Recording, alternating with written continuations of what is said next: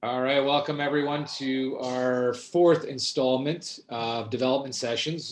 Today, Wade Burt is going to be going over some shooting techniques. He's going to cover over two practice plans with us. So we will get Wade to take it away. Thanks very much, Wade.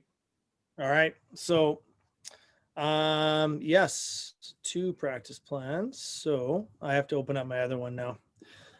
So it's going to be long. So what I'm going to do is I'm going to do the shooting first, and then we'll see how long the shooting takes. Just because I think the shooting one is about 20 slides itself. So let's start with the shooting.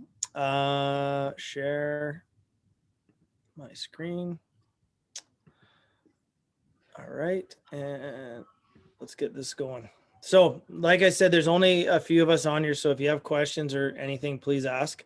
We're basically focusing directly on shooting, not slap shots, but either wrist shots or snapshots.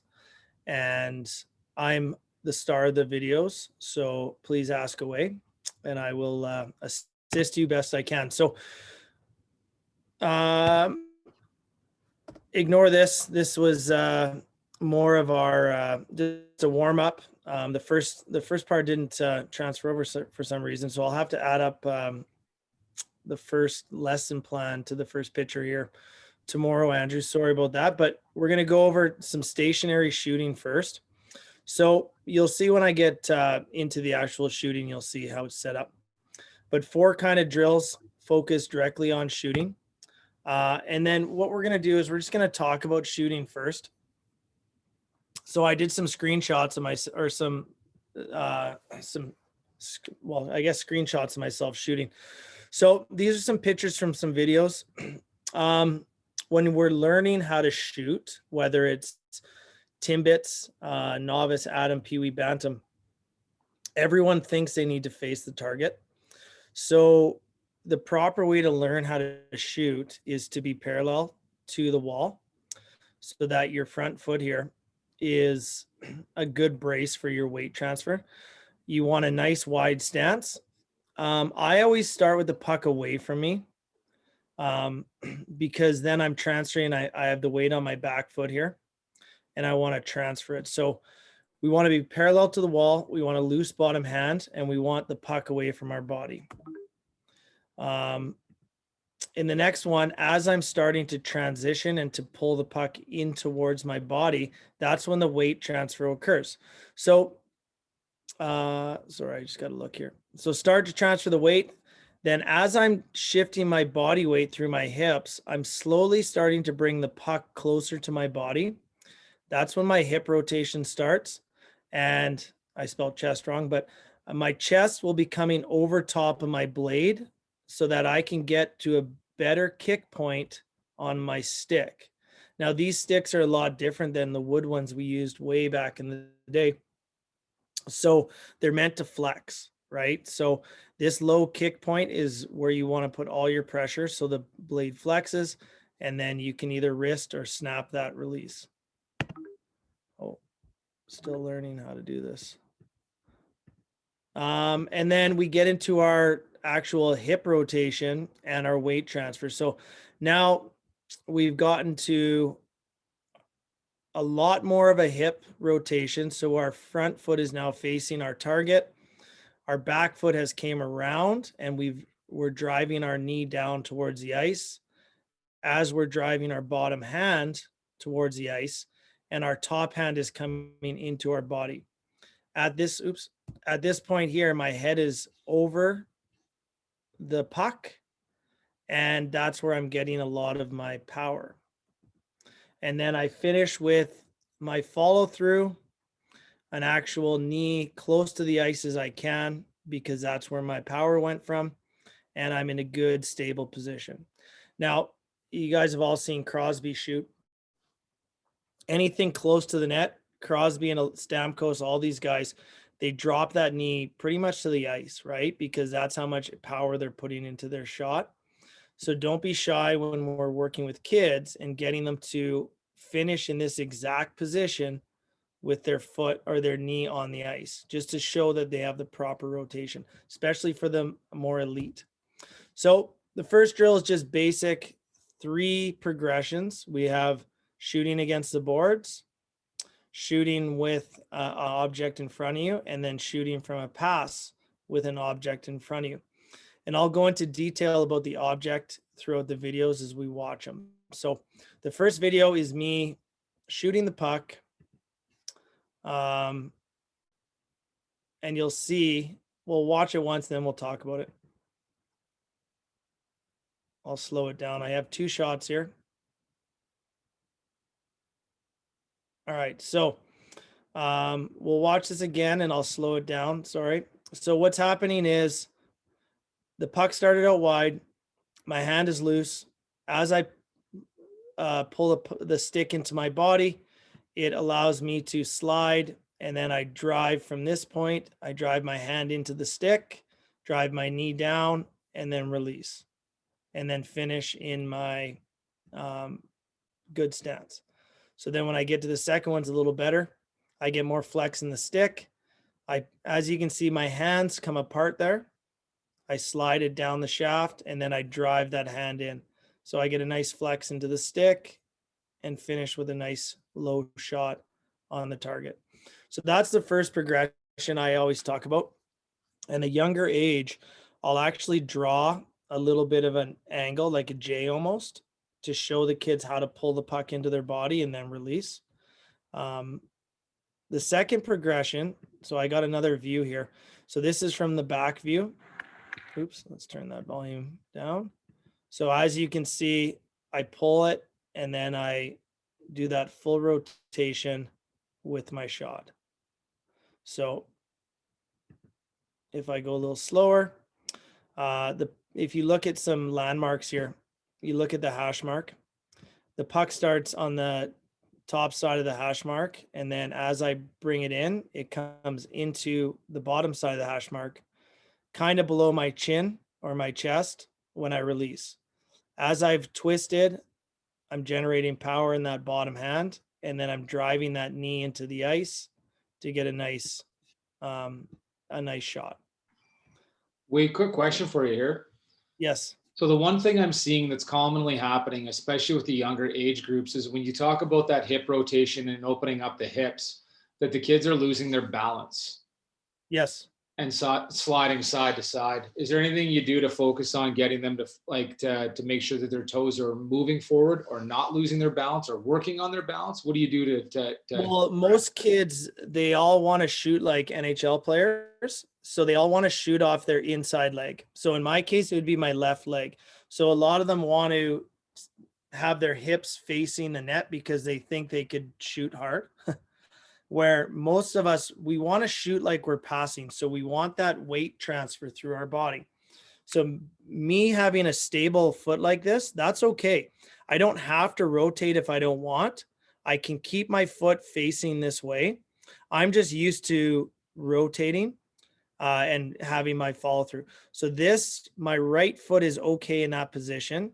And if I slide in that position, it's still okay.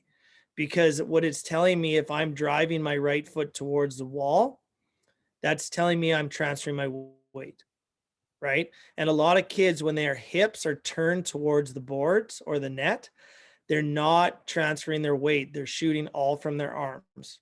And no kids are strong enough at that age to get a good, powerful shot without transferring their weight from hip or from foot to foot or from one side of my body to the other. Does that answer your question, Andrew? Yeah, absolutely. No, that's awesome. Yeah. So even in here, like as I pull, I want to drive, right? So I'm driving that knee down and then I'm finishing. I even lose my balance there. I didn't warm up properly, so I lose my balance a little bit, but just to get the gist of the pulling the puck towards your body and really driving down as hard as you can into the stick.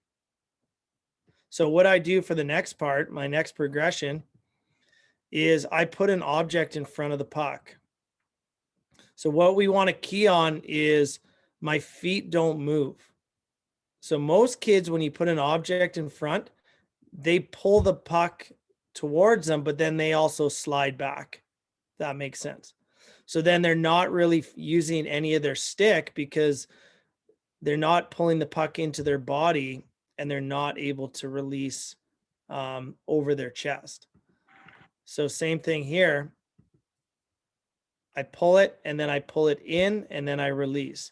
And you can see even from there, there's a lot more torque on the puck and the stick and a lot more power going through. So as I line up here, I pull into my body and then you can see my hand. Very good. Nice loose bottom hand, and the stick just slides through. And then right there, the puck is kind of under my chin, rotate and drive, and then release. So you get a nice, good release. And like I said, these sticks are amazing nowadays. So you can, you really have to drive and you can get a lot of snap off your stick. And then same thing here, loose bottom hand, and then a release. So nice little thing. Always put an object there. And then I'll show you another video coming up here, how to prevent some kids from sliding backwards. And that'll be in the next little set of drills. So same thing here from a different angle. I pull it in and I release. Oh, sorry, I got a pass here. And then I release. So that's the third progression, is to add that pass. As the puck comes, I collect it, make sure I'm lined up with that object, and then pull it in. So more of not a one-timer, but a kind of a catch and release. And then I got another one, nice pass, take it in and release it. Now those are wrist shots, but you can do that same thing with a one-timer, either a low snapshot or a low slap shot. But I prefer the wristers or the snappers out of anything. So, Hey, Wade, just any to- questions there?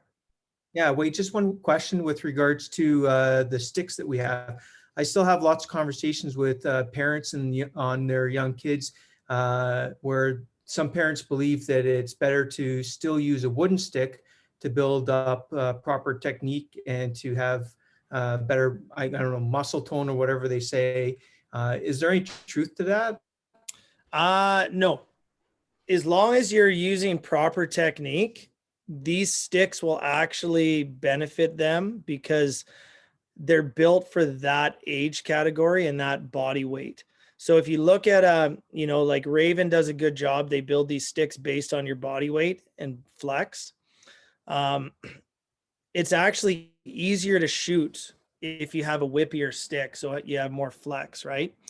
But if you use kind of what I'm showing you here in shooting properly, a wood stick, it's like anything, right? Technologies change. It's not gonna, by bringing out an old Sherwood Featherlight wood stick, it's not gonna make or break your shooting technique. It's actually the repetition of doing what I'm showing you here. And it's mainly like right here. Oops, was that the, let's see here. Getting the object in front and pulling the puck to your body. So a lot of coaches don't teach pulling the puck under your body. They just tell you to sweep the puck. Now with a wood stick or a composite stick, if I was to go straight over the device, I would not get any flex at all. The trick is to bring it under your body, like right here, as it's coming in, it's coming under my body. That is where all your shooting comes from. All your power, everything comes from that little part there. So even with a wood stick, I would still use the same technique to teach the kids, but it's just like anything. Technology makes things a lot easier. It's not going to, I would not recommend a wood stick at all. I'd recommend repetition of a proper shooting technique with one of the new modern sticks, because it, like I ordered this stick and I can shoot even better than my old stick. I can shoot way better. It comes off the blade better. It snaps better. It's quicker. It's lighter. Everything about this stick compared to the one I had 2 years ago is hands down way better. So I would not recommend using old technology to teach kids. I would use the new stuff because that's what they're going to be used to. All right, so here's another angle. I got a pass here, and then I released it. Sorry. So I received the pass, and then I released. Came quick because he gave me some bad passes. I had to delete some stuff. All right, so how can we prevent them from rolling back? So what I do, this is a little more elite leveled, I guess. I get kids to put their feet against the net. So I put the pegs in so they can't roll back. So some kids have a habit of that, right? So it's very awkward, but it's very good if you got a good shooter, especially elite level, that wants to create power in anywhere from kind of hash marks down, cross ice pass. So I can't go anywhere. So everything here has to be done properly when it comes to your technique. So as I shoot here, I can't roll back. So I have to slide that stick, and then I have to use my body weight to shoot. So kind of a neat little trick I've been doing with some people. But as I go, I can't slide. So now it's all arms and body weight. I slide my stick, I get over the puck, I open up, and then I release by driving that knee down and then finish. So really good for teaching proper technique, especially when you're getting a pass, like in this case, for a quick release shot. Or sorry, different angle here. I open up my foot, everything's straight, everything is in line.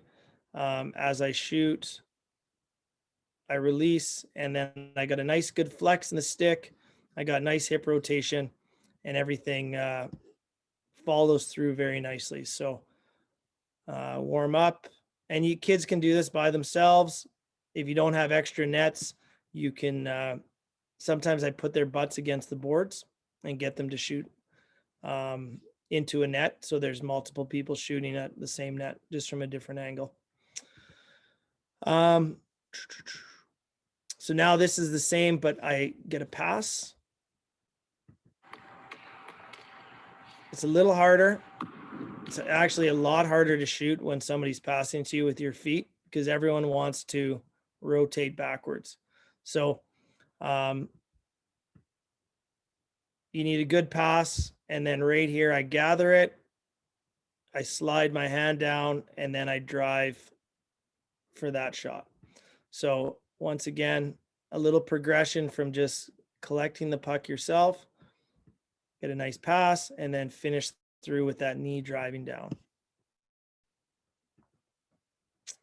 And then after that, so what we do is now we create drills to get the kids moving, but doing the same thing, not pulling the body in. So first drill here, I'd have the kids just do it on their own. They'd skate towards the net or the device, or even a coach could stand there. They pull the puck back and they shoot. It's just repetition. And then after that, I'd progress to a pass to the coach. As I drove to the net, I'd get the pass back and I'd pull it to my forehand and I'd release. Because we're practicing pulling the puck in, you always want to go to your forehand side. Whether you collect the pass from here or there, you always want to pull into your body. And then the last drill, same thing, but we just add a little more stuff. Pass to the coach, open up, get it back, pull it in, and finish with the shot. So you can base that whole hour practice on simple techniques of pulling the puck under our body. So I got a couple clips here of some skaters just as they finished their drill, they pulled the puck in. So this girl here, she came, and then she does a good job with a little bit of a toe. She comes in right here and she brings it into her body and then finishes with her shot. So she gets a lot of power in that shot, but she's doing it correctly right here by pulling it into her body before she releases. Now, when they first learn this technique, the pucks go everywhere. They have zero control. And that's okay, because once they get the technique down, then I worry about the control later. I'd rather them focus on their technique first. And then, so now a little more advanced drill with the boys in this case. As he goes, he's coming across, but you can see in this case, he pulls it in, but he's kind of opened up his hips. So a little more evasive maneuver in the slot, but then at the end, right here, he sets up the exact same way. So he has a little bit of an eagle turn there as he pulls the puck in, but all that body weight is on his front foot right here. As he shoots, everything's on his right leg, and he releases with a quick release shot right on target. And then the last one here, kind of the give and go drill that we just showed you. Couple give and goes, and then he would finish with a shot. This is more of a quick release. Right here, he's just too tight to the net, so he doesn't get a chance to pull it in, but it just shows you the drill and how he can get a pass from another player or a coach and then finish with that shot. So that's what I got for shooting. Do you guys have any questions about the shooting stuff? Especially the technique stuff at the front? Pete?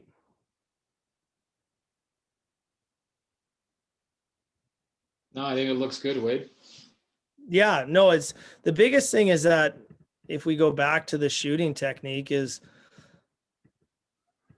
I guess, Wade, one thing that lots of the players are using, call it the McDavid curve or whatever. And so I've heard somewhere about when you're loading that shot up, you want to have your toe down and your heel up. Is that something you've come across? so right there, see that my toe is down, Yeah. my heel's up because I'm snapping the puck. But right there, the heel goes down on the release. Right? So you pull it in to change that angle and then you release. It's all in the lie of the stick, and it's in the, like, McDavid works with Oates, Adam Oates, and Adam Oates, I don't know if McDavid uses the curve, but Adam Oates has this philosophy on a certain curve and a certain lie. All of his players that are under his advisory all use a P28 curve, and I think the lie is a 5. So that's what I got there. I actually, a friend of mine, he, Oates advises him. So he told me about it, so I wanted to try it. And the reason why they like that curve is because it's easier to pick pucks off the wall. And it's easier to control when you're doing tight turns or a little quick evasive maneuvers. The lie is a little more upright. So when you're shooting, you can get over top of the blade for your release. And like you said, Pete, you always want to start the puck, even when you're shooting not stationary, you want to start the puck away from you because, number one, if there's a goalie against the wall, I change the angle, right? So right here, from here to my release, I've changed the angle by a foot. So now that goalie has to adjust their positioning, right? So that's the whole reason, like, out of anything here, having that object there and teaching kids to pull it in on their toe and release on their heel, because even when they follow through, like I've done here on some of these ones, even when they follow through, oh, you can't see my blade, but you're pulling in on your toe and then you're releasing, and then I'm rotating and following through, pointing at my target, just like our parents taught us when we were young, always follow through. Same thing. You started on your toe, your heels up, but then you're finishing in the old school wrist rotation, pointing at the target.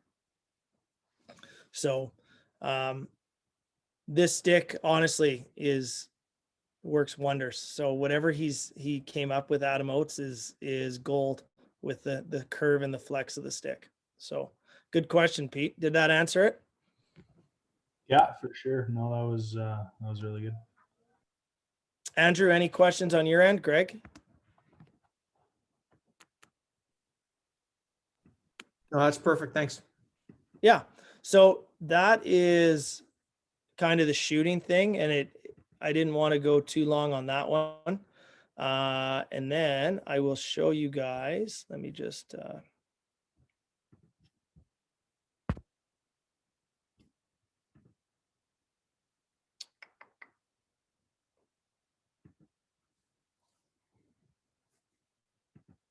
all right. So can you guys see my screen or no? I'll share it with you. Not right now, Birdie. Okay, right here. So this is the practice for practices, sorry, for the next little round of practices. Once again, I believe I did everything. Okay, so what we did was we did some puck control, and then some of the puck control kind of carried over from previous drills. So I didn't really go into detail about them because they're pretty straightforward, but I wanted mostly this first part. So we got 4 drills. One's on puck control individual, and then we got some puck control on the lines, and then some agility stuff, and then some more agility, which we've gone over already. So I didn't include too many videos on this except for the front part here. And I did it, Andrew, with the Saturday kids. So I went out with the Samhog group on Saturday, and it's a nice group of mostly they're 6-7 kids. So what we did was we worked on puck control, and we worked on proper skating, body position, technique. So each kid got 2 pucks, and the whole time they were stick handling, they were working on sliding on their flats from side to side. But then I'd get them to do different things, right? So in this case, she was stick handling, but she had to look the direction she was going. So she wasn't allowed to look straight ahead. She had to look side to side the whole time. So as she goes, you're going to look at her head, and then she's looking off to the side, and then she's sliding back, trying as much as possible not to look straight ahead. So part 1 was just working on your slides, loosening your hands, and then working on driving, but not looking straight ahead. So you're not focused on the puck that much. So a nice little warm-up drill that you can do all over, especially with 6, 7, 8 kids. And trust me, 5 minutes of this, the kids were bagged. The second one, that's still the first one. The next one, same thing, but we added a figure 8. So they had to bring the puck around, and they had to figure 8 as they were working on slides, moving that puck from side to side, trying their best to control. Couple comments I made on her was to loosen that bottom hand, and she does a good job on her backhand, but on her forehand, she keeps her hand in place, doesn't slide it that much, but she does a good job right there by moving her hand. And then we progress to puck exchange. So this one's fun. So they would still do the slide, but he'd bring this puck over, he'd bring the other puck back, and then he'd just keep exchanging as they went around. So same setup, sliding back and forth, except now they're using multiple pucks, trying not to mess up, but just shifting them from one side to the other. So a little fun progression, working on their edges, but also working on their puck control, sliding back and forth. And then the third one, what we did was she had to slide to each puck while she was moving the pucks over. So she'll progress from one puck quick stick handle, go to the next one, go to a further one, bring that one back.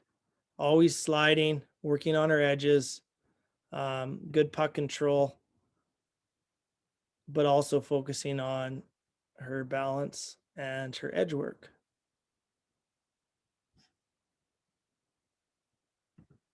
So Wade, as far as progression in these drills as well too, you can just see, like you talked about at the beginning of the first drill that she did with her eyes and where you wanted her head and where you wanted her looking. Are you going to progress something like this further as you go along with the higher skilled kids to be looking up? Yeah. So what we would do with the higher skill kids is not necessarily stationary, but we'd get them moving, and they would, for example, come down the wall and they would do a delay, but they're not looking at the puck, right? They'd be looking at the slot, or they'd be looking at the goalie, or they'd be, as they're doing the drills, I would get them to look in different spots all the time. So if they're driving into the corner and they do a quick tight turn, instead of looking at the point, I would make them look at the net as they're stick handling, so that they get used to not looking in the direction they're skating, but looking around them as they are controlling the puck. Make sense? Yeah, absolutely. Perfect. So the next one is just basic puck control. So just in and out, finish with a shot. I had some videos on this I think it was in our third session that we included some videos. And then this one, identical to one of the ones we did with the forward defense. Same thing, is I included this just to kind of show a little more agility with puck control. Just some tight turns, some agility, finish with a shot. Sometimes I would do this with a bit of a race.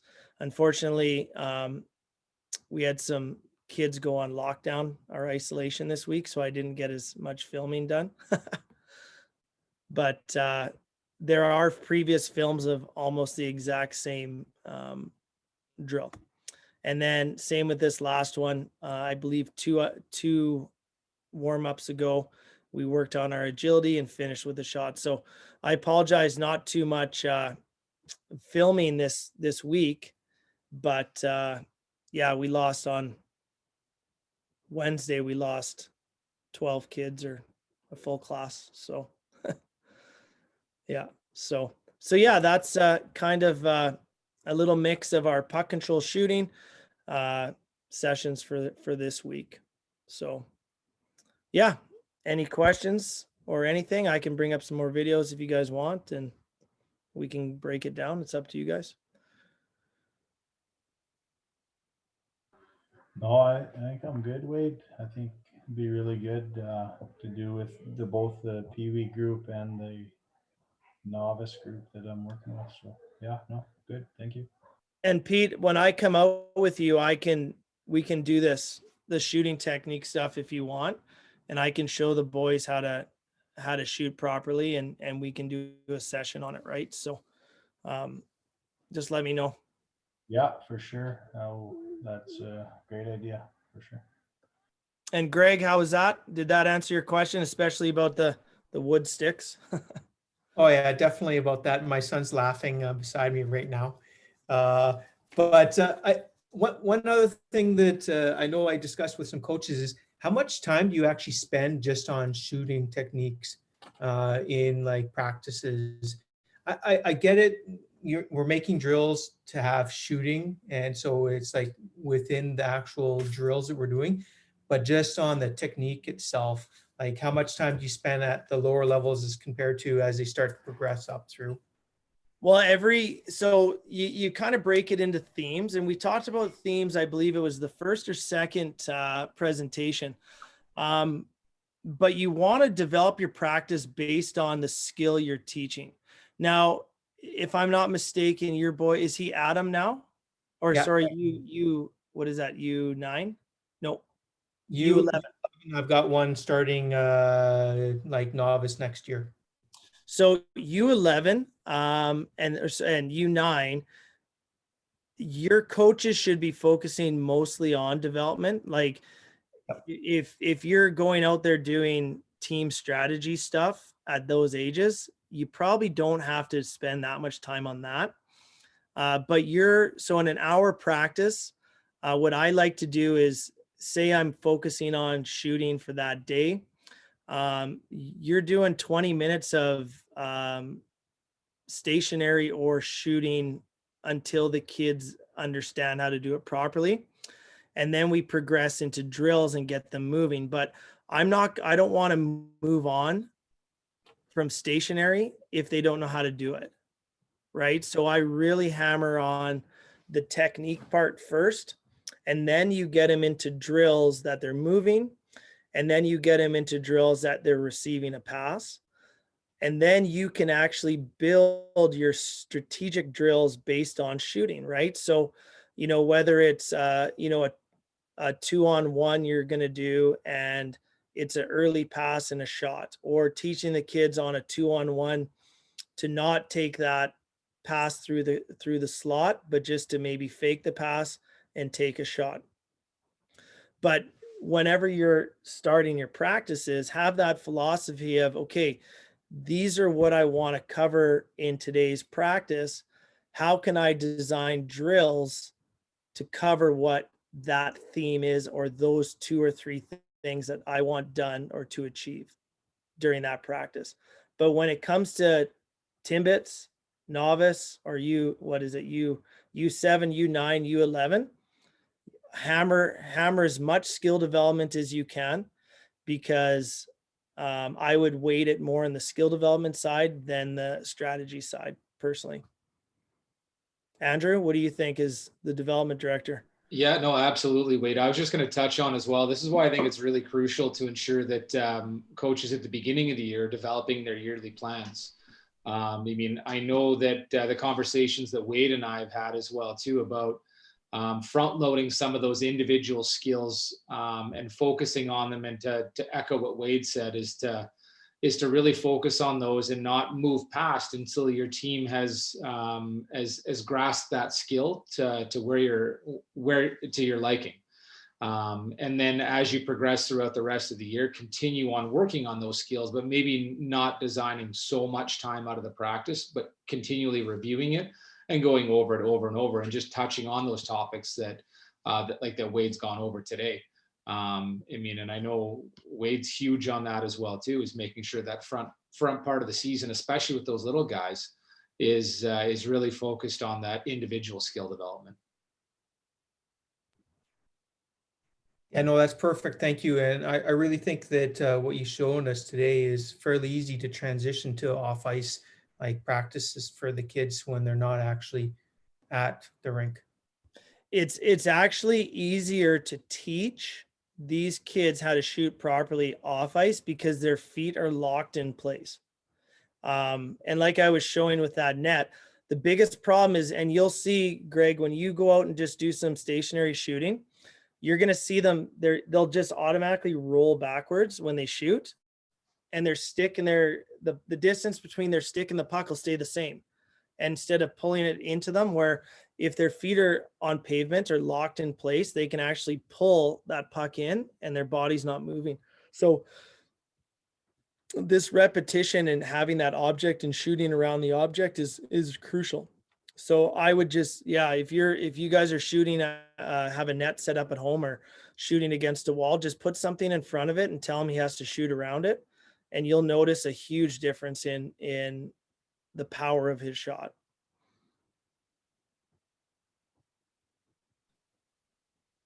Awesome. If there's no other questions, I think that, I mean, again, I like the format of doing them short, quick, and to the point. Peter, Greg, any other questions? No, not for me. Thanks for tonight. No, not for me either. I think I'll stay away from Nicholas's shots from now on, though. Sounds good. Well, thanks for coming out, guys, and I appreciate it. And yeah, if you guys have any questions, like I said last time, just send Andrew an email on what you guys want to learn about, and we can design a plan or even some video setups based on that. So feel free to email Andrew and we'll create something specific to what you guys want. Awesome. Thanks very much, Wade. I really appreciate you coming out and helping us out and going over these sessions and creating the plans for us. Thanks, Andrew.